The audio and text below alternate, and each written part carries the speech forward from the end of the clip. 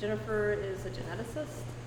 I don't know if you have a more specific title in mind, but between the two of us, we've been able to really partner on this, and I can, go out in the forest, monitor the trees, look at ecologically what's happening, identify trees that are of interest, and at that point it turns over to Jennifer.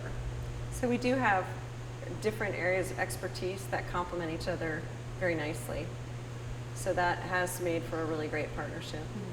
All right, it was nice being in the same building. When we first found that surviving lingering ash at oak openings after that day of looking at all these dead trees, we were able to grab a sample and bring it to Jennifer and say, did a Manchurian ash accidentally end up in our floodplain? What's going on here? Is this something, we could look at together more closely? So it's wonderful having her and her whole team right here to bounce things off of and work together.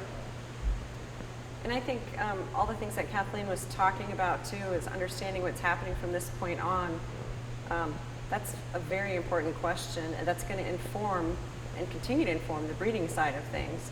So what level of resistance is enough given the dynamics of the ash population, the emerald ash borer population, and the parasitoids? What level of resistance is going to be enough for us to maintain ash in the landscape?